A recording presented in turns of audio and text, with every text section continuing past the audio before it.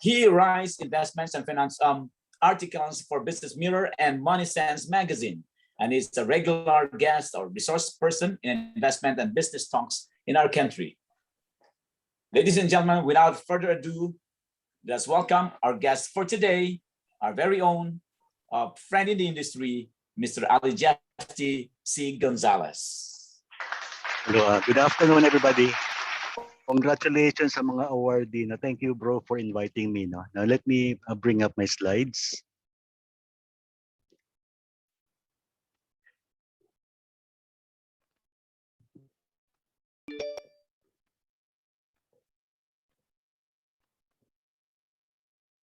Hello, can you see my slides? Can somebody confirm if you're seeing my slide? Okay, all right. Now, good afternoon again. Thank you kay Bro Rohel for inviting me to join your agency meeting. Now, for this afternoon, what I would like to be sharing would be some talking points. Now, talking points are some of the topics that you can use to bring your financial conversation with your client to the next level. Now, alam naman natin that as of this time, the investment environment is very challenging in a sense. Now, minsan nakikita natin yung market umaakyat, minsan nakikita natin bumababa, But overall, what I would like to be explaining to you this afternoon would be some of the key financial indicators or economic indicators that we should be looking out for, Now, talaga bang yung market is already on its way to recovery, Now, what do we tell our clients, right? Now, but before I proceed, to my talking points, let me just siguro put this in the proper context, Now, this afternoon, I'm not here to try to to bring more confusion into your mind by giving you a lot of indicators that most of us do not understand anyway. So pag-uusapan po natin would be from a context of a financial advisor who's trying to assure and encourage our clients, our policyholders, to hold on in spite of the challenges that we see in the market every day. All right? So ang konteksto po natin is from a financial conversation perspective. As an advisor, talking to a client, assuring them and encouraging them that all of this will pass in time. Right? So all of these challenges actually started in 2020 when the WHO declared that this COVID-19 is already a global pandemic. Now, the latest figure I got was that this is as of June 6. There is already around 172 million people all around the world who's been infected, resulting in around 3.7 million deaths. So what we would be discussing first would be ano bang naging effect nitong pandemic in the global economy as a whole. Now, when the COVID-19 was declared as a global pandemic in March of 2020, now most government policyholders are faced with a dilemma. Ano bang dapat unahin, yung public health or yung wealth of the nation? Now, wealth of the nation normally would be measured by what we call the gross domestic product. Now, as a review, yung gross domestic product would be the total value of everything that is sold, produced in a country in a given period of time. So as a rule, kung mas malaki yung numero, that means that the economy is growing, right? Now, I don't know, fortunately or unfortunately, most policyholders all around the world decided to give the public health priority over the economy. So this resulted in what we have seen so far, yung mga travel ban, capacity limits on a lot of establishments, quarantine, and so obviously yung social distancing. Now, this is the latest IMF report insofar as the economic condition of the world is concerned.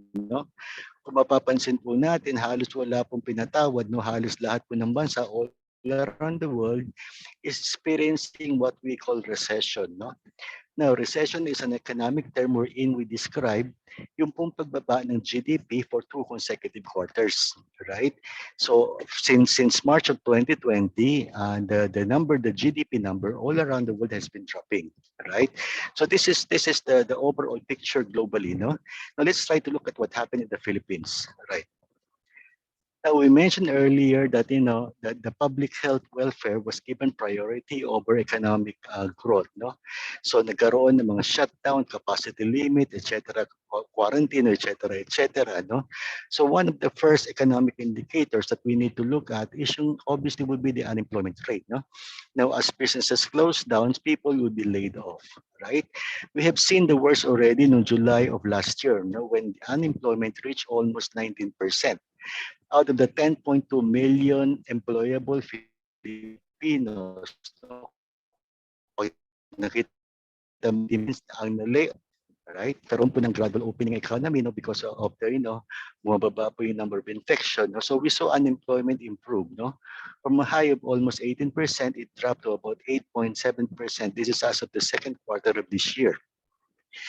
Now, the next number that we need to look at, obviously, would be the gross domestic product, no?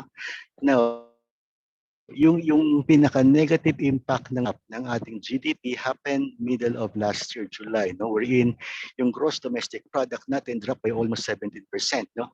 Now, when you say that the GDP dropped by 17%, we're doing this on a comparison basis, no? So from the previous figure, no, that means the first quarter of 2020 till the second quarter of 2020, the total value dropped by almost 17%. Now, obviously, alam natin yung dahilan dito. This is because of the business closure, yung quarantine, social distancing, etc., etc. No? And as the economy gradually is opening up, no, nakita po natin that there is a slight improvement sa ating gross domestic product, but still negative just the same. No? So the latest number that we saw is that the GDP is still down by around negative 4.2%. Now, ano naman ang naging reaction ng ating mga monetary authorities to try to help businesses get back on track? No? Now, yung ating monetary authorities would have certain what we call monetary tools in their arsenal to try to help businesses get back on track. No? And one of those monetary tools that they normally use in times like this, no, in times of the financial crisis, is try to manipulate the levels of interest rate. No? Now, interest rate is a rate that is determined by the government. Right? Now, yung Bangko Sentral ng Pilipinas representing the government, what they did was that they cut the overnight lending rate among banks to a historical low of 2%. No? Now, siguro tingnan po natin ano po bang intention nila by cutting interest rate. Now, just like any other businesses, no, yung cost of borrowing, the cost of money, is a critical factor po sa kanilang operational expenses. No? Now, they need to borrow some funds to finance their operation. They need to borrow some funds to maybe to buy raw materials. No? Now, kapag kinat po natin ng interest rate, no, so that means that the cost of borrowing nila would be lower. No? Now, what is the ultimate objective in doing this? No? By making the cost of money or the cost of borrowing very low, the government is wanting to encourage businesses to borrow more, right? Siguro dahil mababa ang cost of borrowing, some of these businesses might, be encouraged to borrow more. Maybe some of them would borrow money to try to reopen their business, no? So interest rate has been at this historical low level for 2%, no, for the last maybe for a long time, maybe for the last 18 months already, right?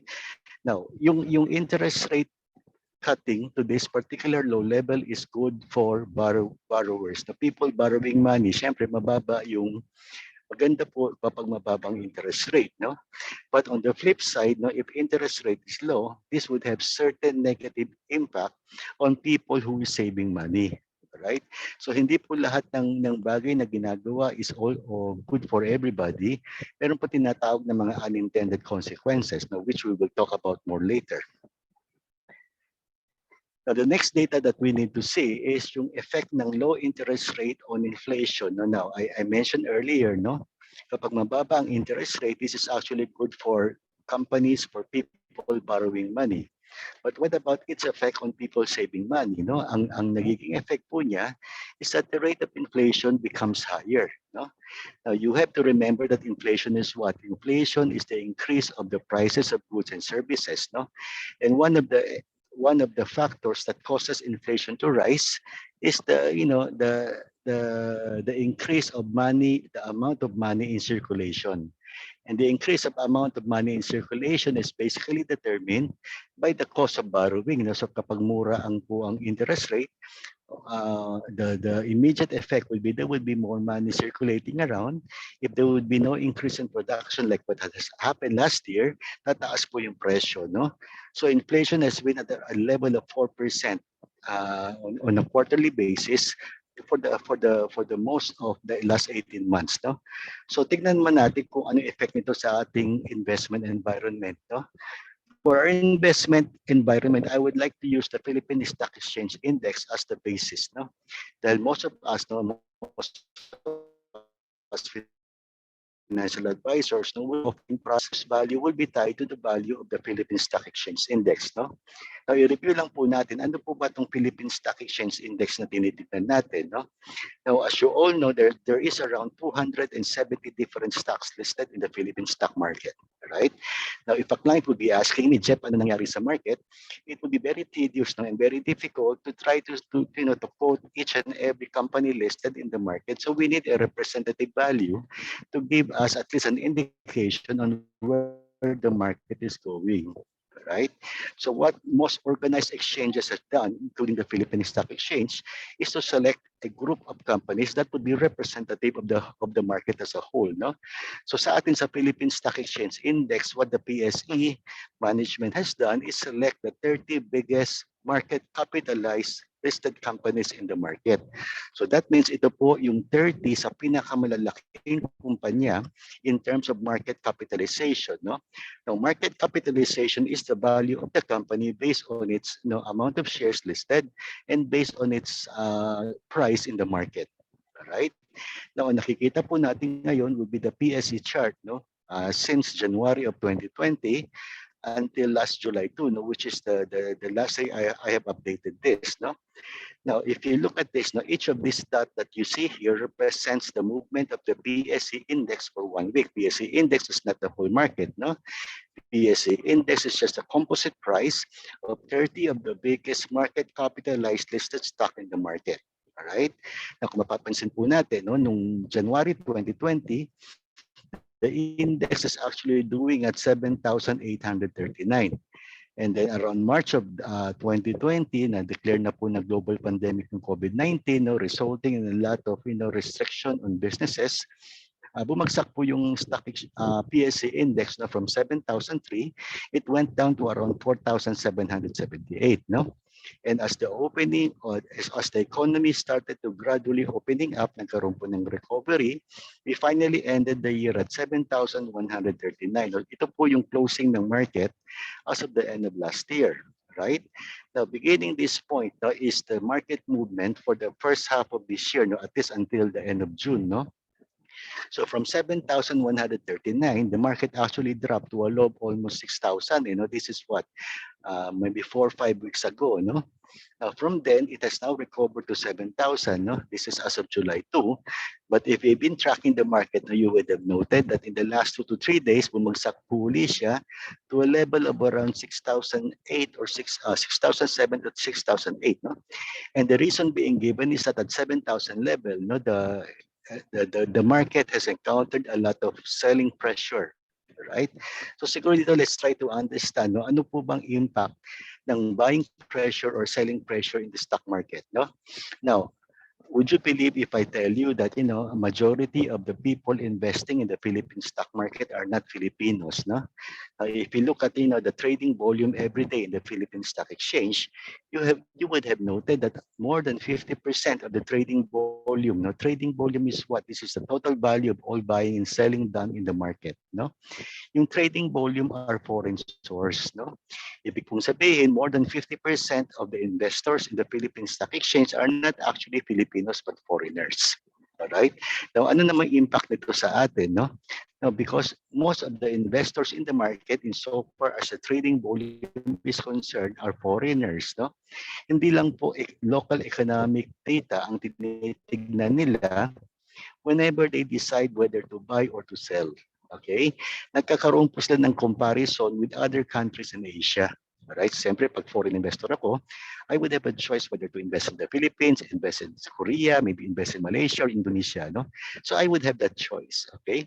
Now, comparatively, yung Philippines kasi as compared to our Asian neighbors, meron medyo mas mabagal po ang implementation po natin. Number one, insofar as what yung mga action required to contain the pandemic, etc., mas mabagal po yung recovery ng economy natin, it makes us less attractive to these foreign fund managers. No? So what happened was that when it reached the level of 7,000, a lot of these foreign fund managers think that the Philippines market is a little bit expensive, no, as compared to Indonesia, as compared to Malaysia, etc., and they started selling, right? Itong selling pressure nila, just like, if you remember yung inyong law of supply and demand, if there would be more people selling something, no, the normal reaction would be for the price to drop, right? Now, another thing is this, no? Now, one of the most common measure of investors, no, including these foreign investors, is to look at a number we call the price earnings ratio. Right? A price earnings ratio, if you look at your Wikipedia, pag ginugol nyo po siya, it is a quick way to see if a market is either undervalued or overvalued. No? Now, yung typical investment wisdom kasi pagdating sa stock market investing or any investing that requires buying or selling, the common wisdom is that to be on the positive side, you should be able to buy low and sell high. Tama po ba? Now, if a market is deemed to be expensive, let's say, or overvalued, right? And you started buying, for example, yung upside mo might be a little bit limited. Right? So this PE ratio is what a lot of investors are using. These are the investors using what we call the fundamental approach. No? Yung fundamental approach is trying to make sense of the market by looking at the numbers, no? Yung profitability, yung total sales figure, etc., no? But the most common measure is price earnings ratio. This is very easy to compute. Now, you simply divide the price by the earnings expected from the businesses or the companies that you are tracking. Okay. Now, as a rule, kung mas mataas yung PE ratio, the market would be deemed expensive or overvalued. Right? As a rule, if the PE ratio is low, for example, the market will be deemed to be cheap, okay, or low, or undervalued. All right. Now, as of July 2, nung nakita po natin na umakyat po ng 7,000 yung ating Philippine Stock Exchange Index, the PE ratio of the market actually went up to 27.71. Nakita niyo po rito on the right side corner, no? Now, itong chart na to is a PE ratio chart of the stock market since 2013, no? So kung titignan po ninyo dito, ang 27.71 is actually the historical high of the PE ratio insofar as the Philippine Stock Exchange valuation is concerned. All right. Now, because of this, a lot of these foreign source investors think that the market is a little bit expensive at the 7,000 level. So a lot of them started to sell. So that's the reason why nag-correct po yung market natin for the last 2 to 3 days. Right now, this is now my dilemma, no? Now, as a financial advisor, I'm talking to a client right now. Okay, sabi ko sa kanya, sir, it's the best time to buy is whenever there is a crisis, di ba? Sinasabi natin yan sa kliyente kasi pag may crisis, ang expectation is that ang presyo ng market would be a little bit low, right? But unfortunately, if you look at the numbers, hindi po siya ganun no? If you look at the PE ratio, the price at this point, that means a level of 6,009 to 7,000 is actually a price level that is deemed to be very expensive if you look at the PE ratio as a basis. Right? So how do we approach the client right now? Ano bang sasabihin natin? Kasi ako, alam niyo, kahit pa paano, meron po akong malasakit sa aking kliyente, no? Kung pinapasok ko po siya, syempre kahit pa paano, gusto kong kumita siya, no? Now, if I know full well that the market right now is a little bit overvalued, and I would be asking my client, okay, to put money now. All right? Am I giving a prudent financial advice at this time? Alright? So ano po yung dapat nating approach at this time in helping our clients, no? Start something, no, to help them achieve whatever financial goals they have. Right. Now, before I proceed, no, please allow me to just make a little bit of a commercial. No? Nabanggit ni Sir Rohel kanina that I am the president of PIFAAP. No? Now, si Sir Rohel actually is our vice president, no, of the board of trustees of PIFAAP starting po in 2020. No? So si Sir Rohel and myself would like to invite you to become members. No? Now, yung PIFAAP po, nag-pivot din po kami no, in this particular time na dahil hindi po masyadong inaalaw yung meeting people face to face. No, so what we're doing is that every 2 months, now once every 2 months, we are inviting speakers, no, to talk to the members, to give them ideas and insights on how they can best thrive, no, in this pandemic economy, no, how they can best serve their clients in this pandemic economy, no. Now, ang ginawa rin po namin is that since online na po ang ating mga classes, binaba po namin yung aming membership fee, no. For new members, no, that means that you would be able to attend at least 6 of these, no, because we do one session every 2 months, no. New members only 800 pesos, okay? I understand, no, meron na po yata mga membro po ng PIFAAP dyan po sa inyong agency, no. We would also like to encourage you to renew your membership for this year, no. Now, if in case you would want to become a member or, renew your membership, simply send an email. No? Ito po yung email address namin, contact@pfap.org, and somebody would be helping you. All right? So tapos na po yung commercial ko. Let me continue. No? Now, I think this is one of the most overused or overrated word being used during this pandemic. No? New normal daw. No? Pag sinabi ba natin new normal, ibig sabihin we need to change the way we approach the market. No? Pag sinabi bang new normal, we need to change the way we create an investment plan. Okay? Dapat po ba bagong ating investment? Now let's, no? Ano po bang psychology ng market natin? Now, with anybody that you would be able to talk to now, yung mga prospect po natin, no? Now, this would be the typical Filipino mindset was as to how a Filipino can become financially independent, right? Siyempre, alam natin, no, para maging financially independent po tayo, number one, we need to really work very hard, right? Now, siyempre, pag nag-work tayo, kailangan magtitipid po tayo, we need to be able to save money. But alam po ba ninyo as of today, no? Even if you look at, the data, which I will be sharing with you later, no? The third step is where a lot of the market, no? the prospect that we are talking to are not actually maximizing yung growth potential ng kanilang mga savings. Now, why? Most of them are just deciding to deposit it in bank. Right now, alam po ba ninyo, let's say I'm somebody who's working very hard, I'm saving money, depositing this money in the bank is actually a choice that I made. Right? Itong choice na ginawa ko dahil siyempre pinaghirapang pera ko yan, no? If I decide to place that in the bank, this is just obviously the result of what? Number one, maybe a low level of financial literacy. Maybe yung prospect po natin, hindi po siya aware on the other various, options that is available to him to try, to grow the value of his savings. Okay. Second would be bank mentality or the belief system that most of the Filipinos have grown up to. No? Siguro most of you would still remember no medyo bata-bata pa po tayo, ang lagi natin naririnig na mag-impok sa bangko, mag-impok sa bangko, mag-impok sa bangko na naalala po ba ninyo yun? Alright? So parang na-brainwash na tayo. No? So as a result, no, every time we have some excess money to save, anong nagiging reaction natin? Ano pong pinipili natin? No? We choose to place that in the bank because since everybody is saying it anyway, iniisip po natin yung pong tama. No? Now, at this point, let me share with you a data I have been tracking maybe for the last 20-25 years already. No? Now, this data I'm getting from the website of the Philippine Deposit Insurance Corporation. No? Now, the reason why I'm very interested about this data and the reason why I've been tracking this for a long, long time already is because this particular data is amount of deposits all Filipinos in all commercial banks in the Philippines. Right? Now, this is as of June of 2020. No? Kung maalala po ninyo, dineclare po yung pandemic as a global pandemic noong March. No? So March of 2020, what I was actually expecting is that people, might not be saving as much as they're saving in the past. But behold, alam niyo ba, as of June 2020, the amount of deposits actually went up. No?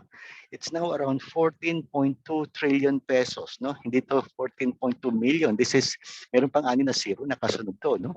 So as of June of last year, the total deposit of all Filipinos in all commercial banks in the Philippines combined have already reached 14.2 trillion pesos. Right? If you are a financial advisor, you would also know that during this time is also the time when the market is doing at 4,000 level. Right? So the choice is what? No, mas ginusto pa ng karamihan ng mga Pilipino na i-deposito sa bangko rather than investing it somewhere that could give them better earning potential maybe. Right?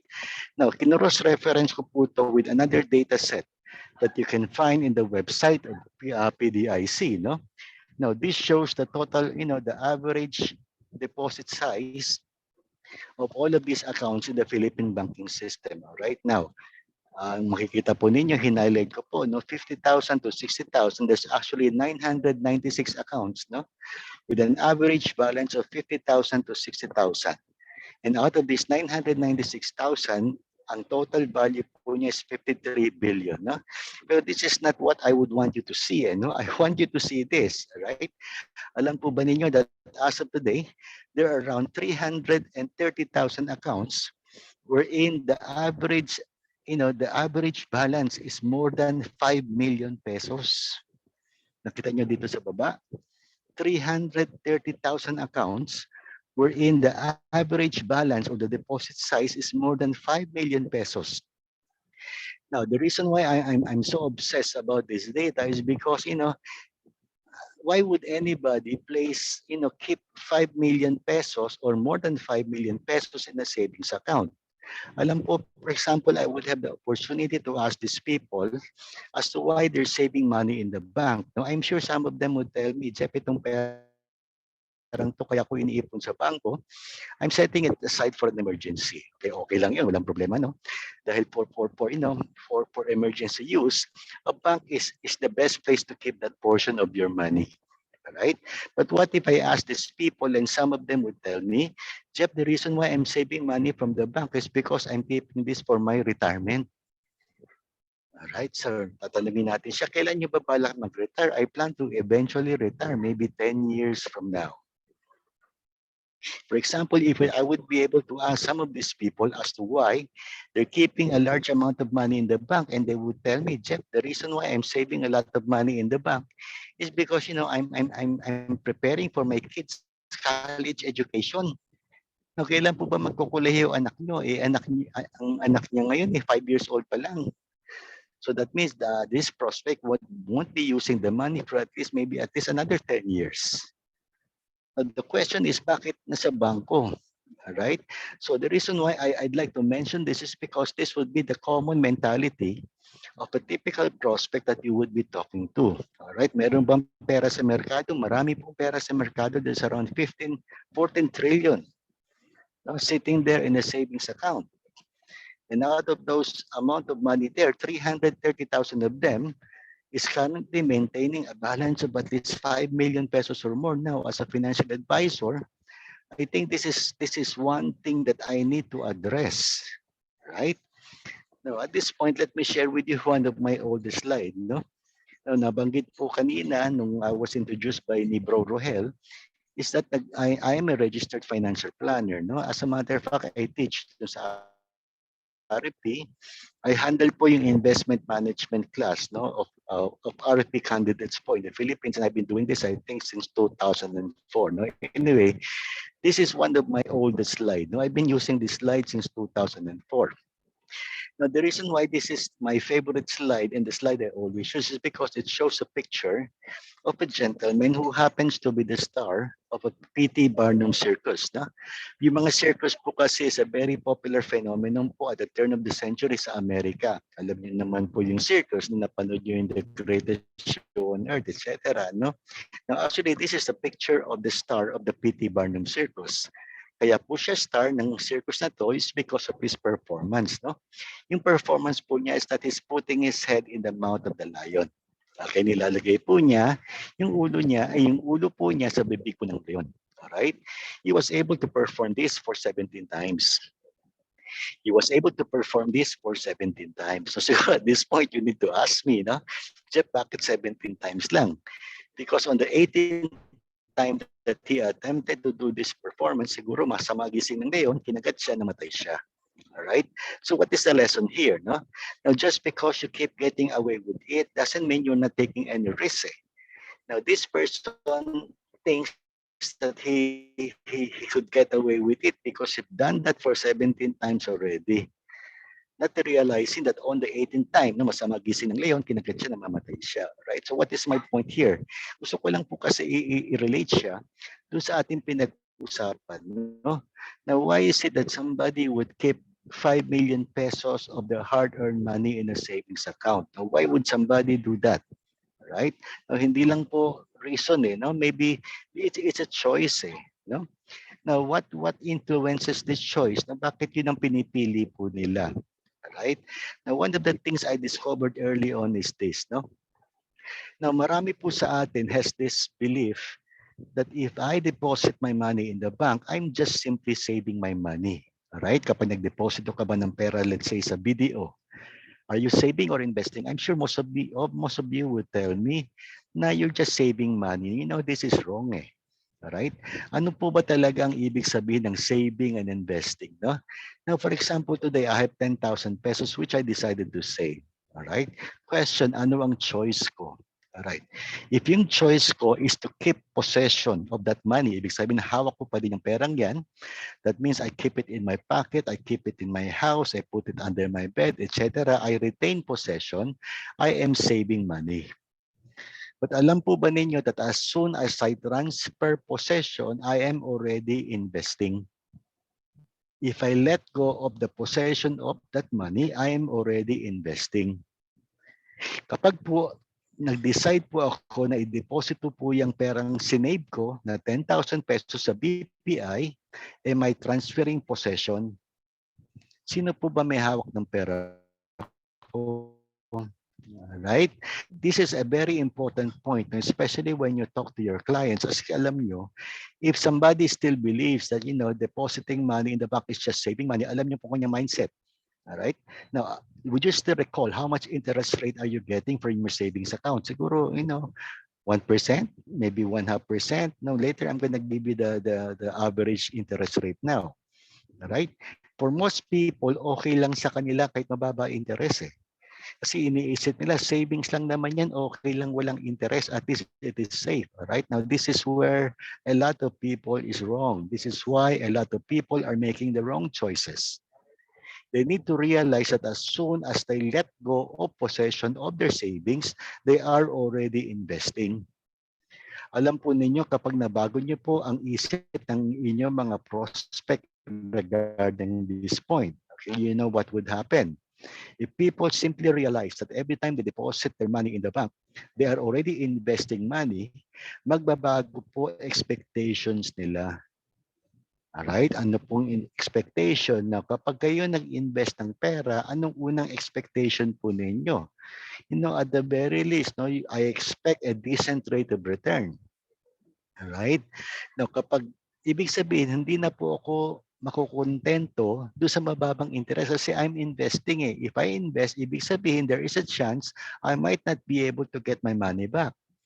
Okay? So as a result, people might want to consider other options and this would provide an opening for you. All right. Now the second point I'd like to highlight is this. No? Now a lot of people are very comfortable investing their money in the bank. Please take note, I'm already using the word investing. Because ang sabi nila sa akin, Jeff, withdrawable anytime naman yan eh. All right. Now being withdrawable anytime is what? This is what we call the benefit of liquidity. But liquidity is a benefit that we are not enjoying for free. We need to give something up. Right.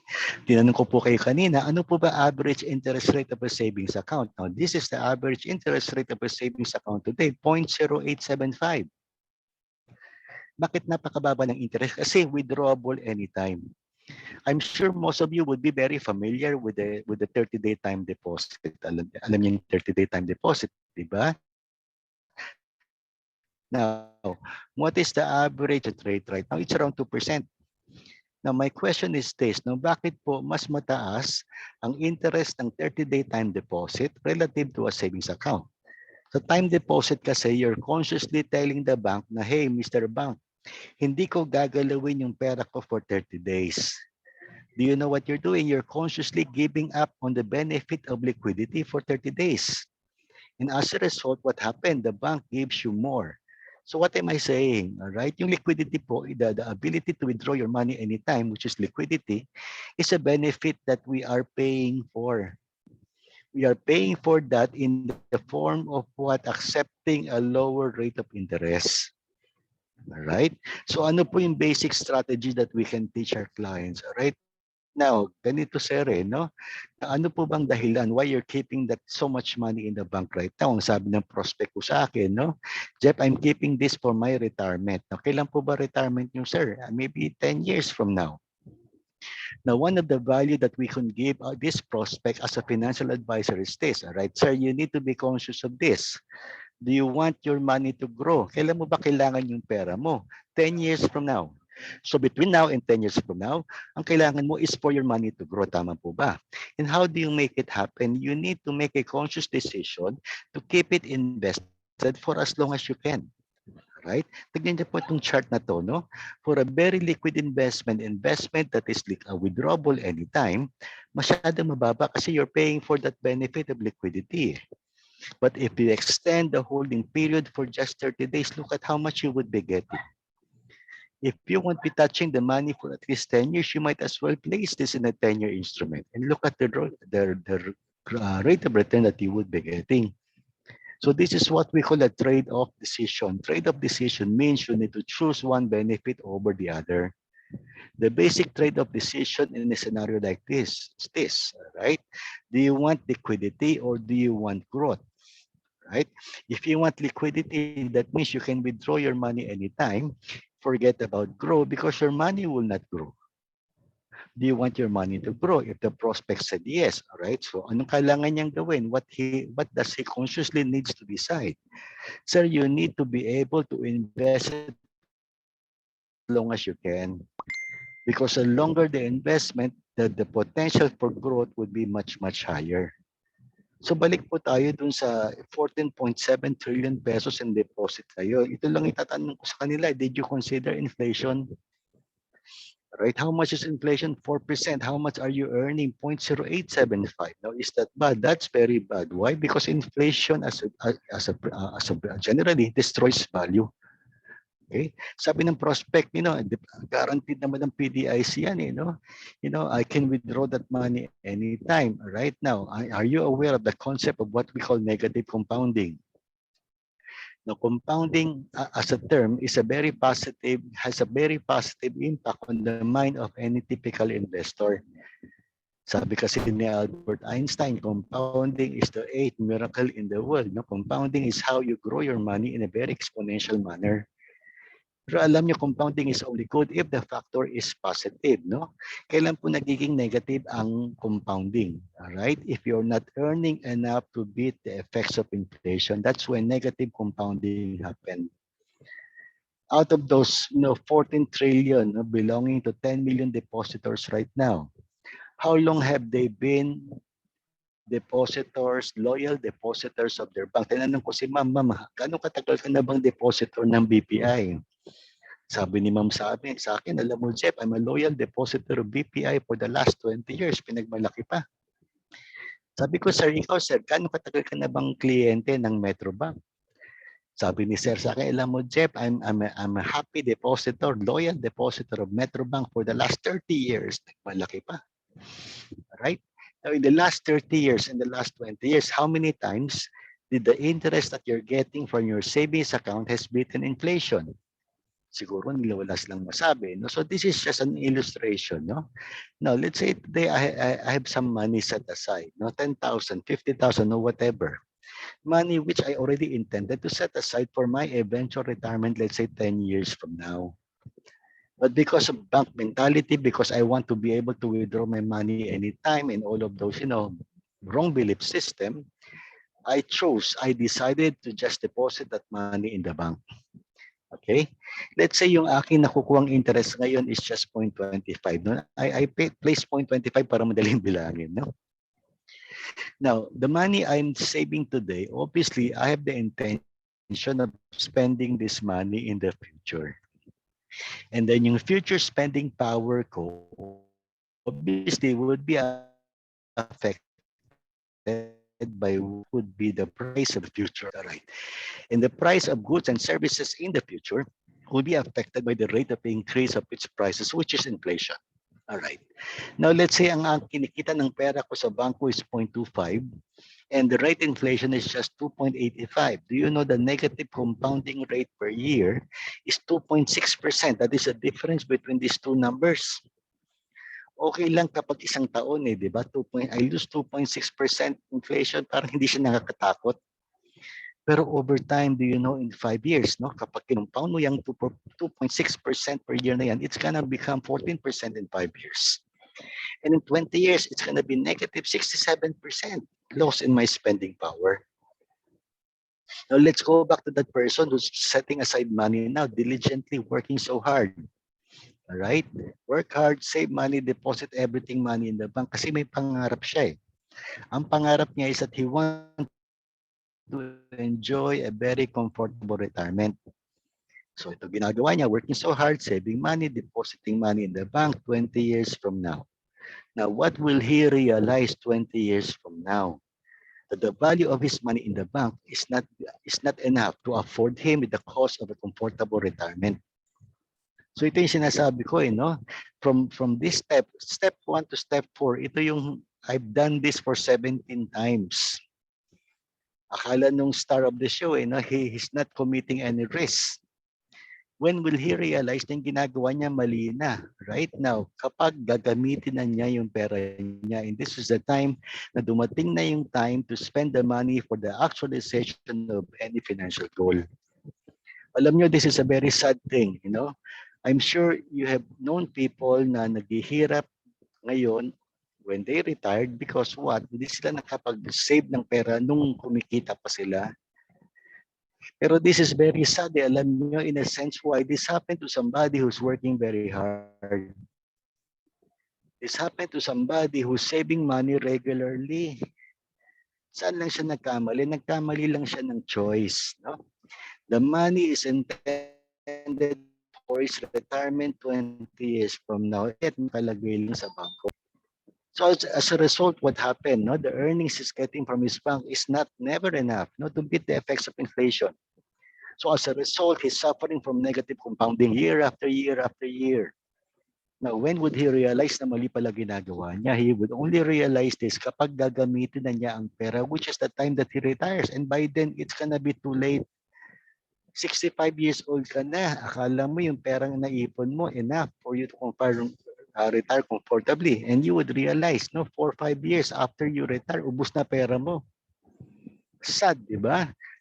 Okay? So ano dapat ang ating pandemic playbook? All right, now, let us just clarify this. Now, when you make an investment decision, ano po ba ang iyong objective? Is it to beat the market, to let the world know that you are a great investor, or to achieve a financial goal? All right, as financial advisors, I think we need to, to guide clients that every time they invest, especially upon our advice and guidance, it is for the objective to achieve a financial goal. Right? Now, to achieve a financial goal, there are 3 basic strategies that we can use. Okay, diversify, time in the market, review, and the balance. No? Now, but before that, let me just talk a little bit about risk. No? You're familiar with a bond fund, right? You're familiar with an equity fund, right? Now, between a bond fund and an equity fund, which one is safer? Which one is riskier? Obviously, you would tell me that yung bond fund is safer as compared to an equity fund. Tama po ba? Right now. Why? Okay. Is the equity fund riskier? Your answer is yes. My follow-up question is this. Is it 2 times riskier, 5 times riskier, or is it 10 times riskier? Bakit mo nasabing riskier ang equity fund as compared to bond fund? All right, now here, let's talk a little bit about what we call volatility. Now, what is volatility? Volatility is a word we use to describe yung pong fluctuation of the market. I think this is one of the reasons why a lot of people is avoiding investing in the stock market kasi risky yan eh. No, ba't mo nasabing risky? Kasi you don't know whether it's going to go up or it's going to go down. Right? But let me share with you this chart. I think most of you will be very familiar with this. No?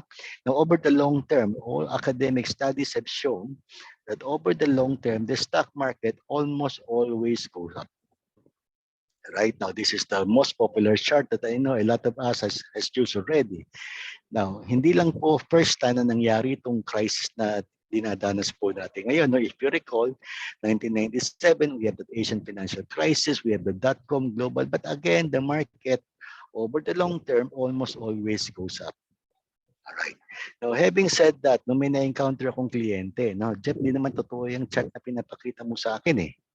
Bakit? Alam mo, Jeff, I invested in a company called Blue Mountain in the 1970s. Hindi ko na recover yung pera ko.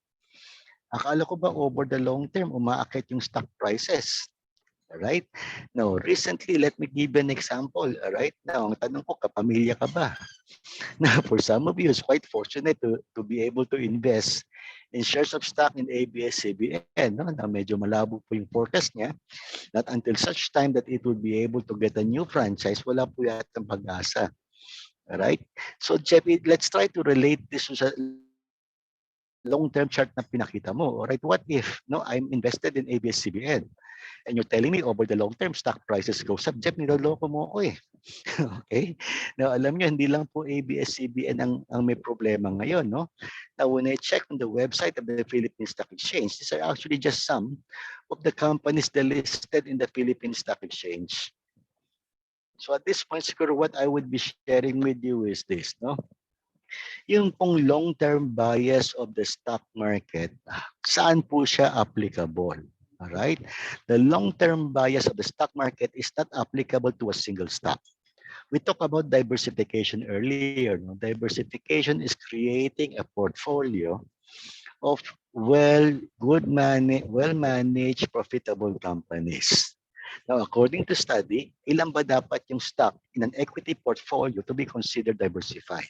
Right now, this is one of the studies of those finance professors. No, according to their studies, to have a diversified portfolio and to be able to enjoy the long-term bias of the stock market, yung portfolio mo should contain no less than 18 different stocks spread across industries.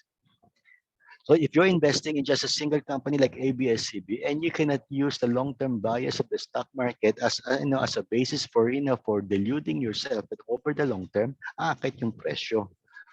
Okay? Now having said that, ano po ba dapat yung ating strategy? All right? So it should be a portfolio. Okay? I would just like to recommend us using two portfolio, equity fund and bond fund. All right? Now, I'm sure most of you would be using ating mga BUL funds. No? Now, i-review lang natin yung benefit. No? Now, one of the common advantage of investing in a fund rather than doing it on your own is that investing in a fund gives you the benefit of what we call critical mass, right? Because an investment size matter. Right? Now, example, meron kang 50,000 pesos and you decided to place this 50,000, let's say, in a time deposit. So, pumunta ka sa banko mo, okay? Ito 50,000 ko, how much interest rate do you think you will get? Obviously, an interest rate that will commensurate to your 50,000. 50,000 yan, so you get the interest corresponding to your 50,000. Right. Ano po ba ang number one advantage that we can give our prospect? Number one, alam nyo, if you look at the fund size or the AUM of our fund, you would note that most of them would be at least 1 billion pesos. No? So sabi ko sa prospect ko, alam mo sir, time deposit din pala ang gusto mo. So ganito lang ang proposal ko. No? Meron po kami isang fund, a time deposit fund, which currently is at 1 billion pesos.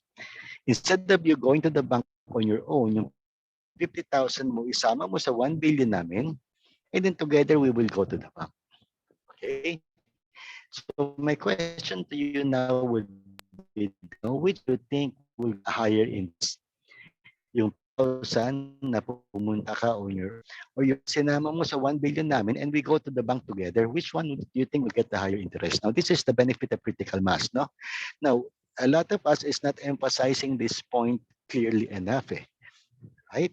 Second is that professional management. You know, at this time, this is really very critical. This is very important, no?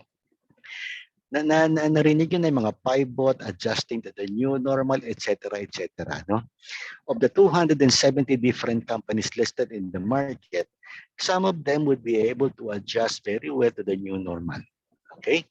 But unfortunately, some of them might not be able to adjust, no, to the new normal. So ano pong value natin as financial advisors to our clients right now? The funds that we are offering are professionally managed. Now, ano relevance ito sa kliyente? Alam niyo, ang ating mga fund would have certain criterias before the fund manager would decide to include a company in that portfolio of funds. All right, let's talk about the most common criteria. ROE, return on equity. Now, generally, equity funds in the Philippines would have this basic standard, all right?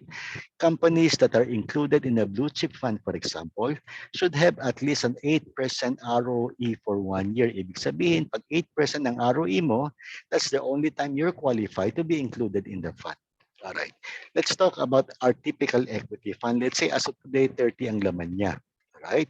And out of these 30 companies, they have an average of 8% ROE, which is the standard. Alright? Nangyari yung pandemic. Alright? May mga kumpanya hindi nakapag-adjust. Bumagsak ang ROE. What will the fund manager do? Alam niyo, automatic tatanggalin yan eh. Tatanggalin yan and it would be replaced with a company who's adjusting very well. So professional management, I think, is one benefit, no, that you need to emphasize right now, because I'm sure most of our clients, no, does not have the time, the inclination, or maybe, you know, the patience to study each and every one of those companies listed in the market. Third, alam niyo yung ating mga BUL, no? This is the one of the most democratic way of profit sharing. No? I'm talking to this client, kumpisa pa lang siya, no? Starting on his first job, making his first investment. Ang sabi ko sa kliyente ko, alam mo sir, pag nag-invest ka sa amin dito sa aming BUL, you would be earning just like one of the big boys. Alright? Now, proof is this. No? 10 years ago, I have 2 clients. No? Yung isa nag-invest ng 100 million, yung isa nag-invest ng 5,000. That time, the NAV po, the net asset value per unit is 1 peso. Alright? Now, recently, both of them decided to withdraw their money at the same time. Alright? Nangyari dyan, yung NAV is already 2 pesos. Binenta ng kliyente ko na nag-invest ng 100 million ng kanyang investment, which he bought at 1 peso at 2 pesos. Obviously, yung kliyente ko na nag-invest lang ng 5,000, also sold it at 2 pesos kasi isa lang ang NAV po applicable to all, di ba? So, ano ang ROI nila? Pareho. So, it really doesn't matter how much money you put in, no? Now, this is actually something that we can use, you know, to persuade small starting investor. This should be their first investment. All right. Next is that it's very convenient. All right. Now, the NAPU for most companies in the Philippines will be published daily in the newspaper. It's in the website. Now, you can check it as often as you want. No? Pero it's not advisable. All right. So, on the question again, no, is this a good day to start investing? No, sabi mo, Jeff, kanina, nung pinakita mo yung PE ratio, napakataas, 27 times. If I'm gonna ask my client to buy right now, am I asking him to buy at a very expensive price? Nakikita ba talaga siya? All right. Now, here we need to, you know, to go down to the basics. No, I mentioned earlier that the Philippine Stock Exchange, or the Philippine Stock Exchange Index, is made up of 30 different stocks. No, these are the 30 biggest capitalized or the biggest companies in terms of market cap. Alam niyo yung ginawa ko, inisa-isa ko sila eh. All right. Out of the 30 different stocks, only 4 companies had a company PE level of more than 27. Alam nyo kaya umakit ang 27 yung PE ratio kasi pinull up nito yung ICT na sa 138 yung PE.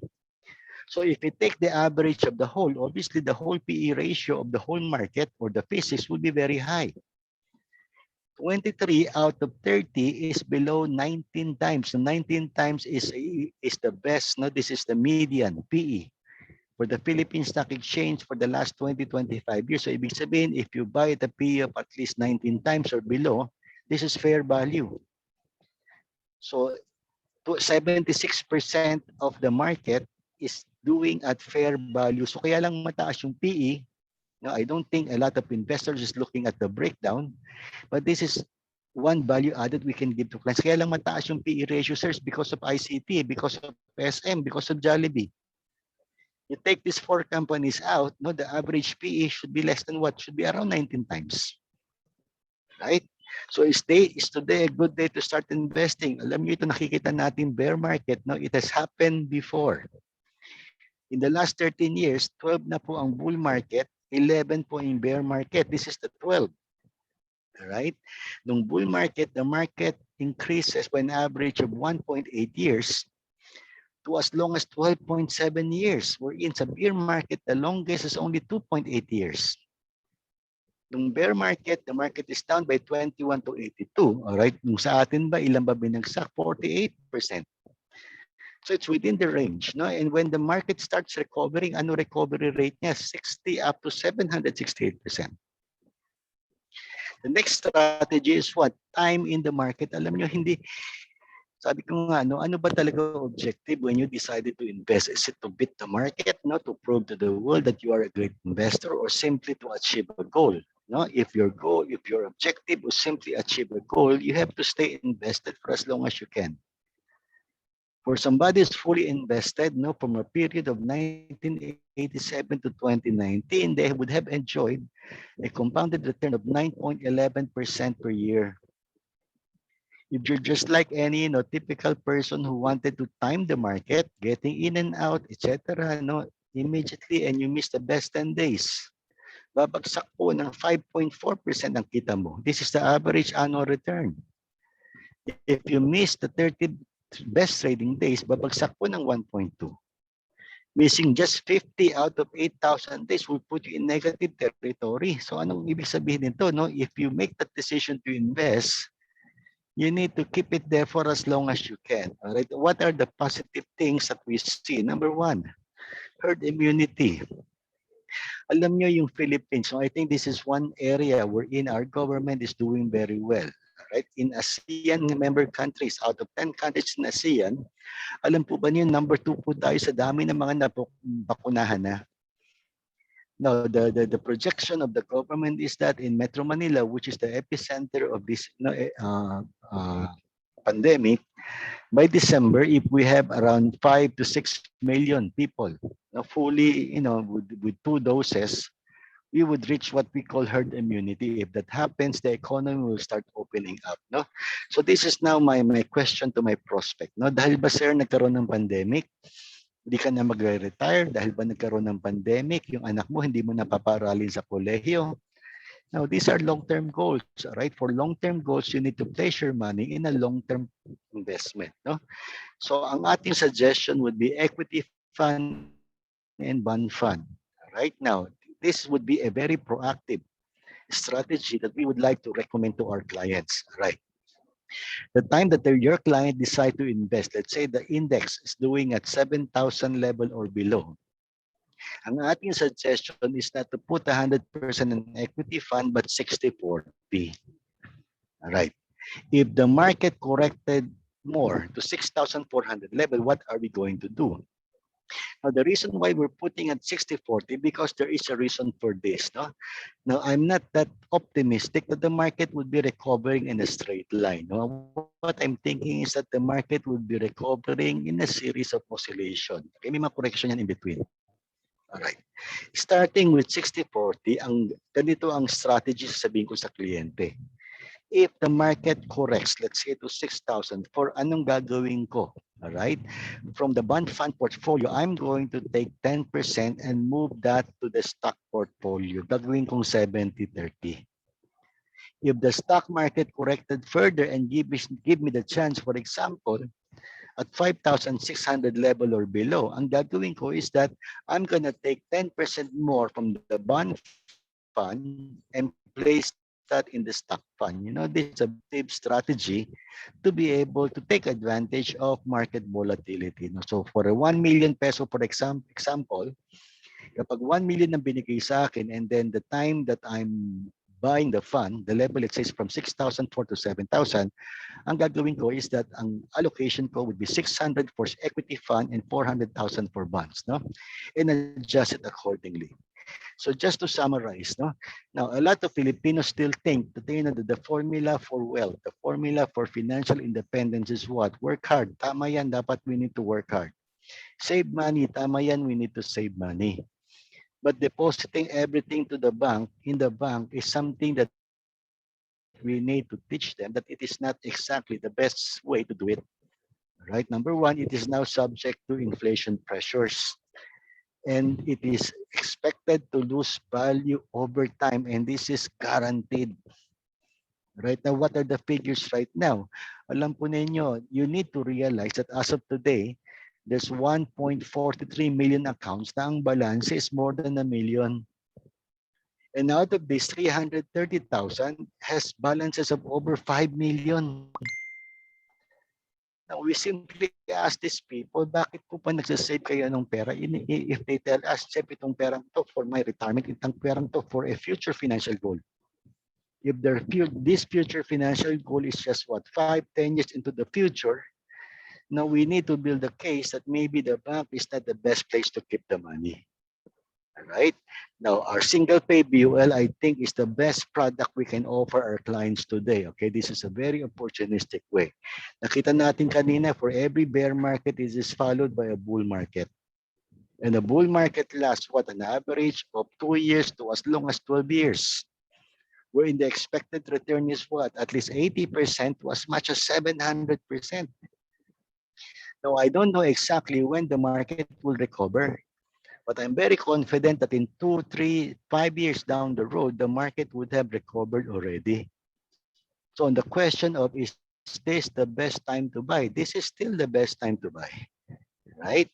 So to end my talk, ulitin ko lang pong aming commercial ni Sir Rohel. No, I would like to invite everybody to become members of PIFAAP. For new members, you only need 800 pesos. No, this is for 12 months. No? For existing members who wanted to renew, please renew 500 lang po, and all you need to do is send an email and somebody would be helping you out. All right? Now, yung next event natin would happen on July 29, wherein we have invited Miss Angela Gao Flores. She's from ProLife. No? Now, I'm very happy to note earlier na meron na pong MDRT sa agency po ninyo. No? But si Ma'am Angie, nag-MDRT na siya as early as March of this year. Niyo, as of today, pang COT na siya. No? So si Miss Angie will be sharing with us her ideas, her strategy, no? Anong sinasabi niya sa kliyente on how she was able to do this. No? 8 times court of the table po siya. No? She's been in the industry for 9 years. Out of those 9 years, 8 times po COT and 1 time TOT. No? And Miss Angie is also a former LUA president. Right? So I think that ended my presentation. I would be happy to answer some questions, if you would have any questions.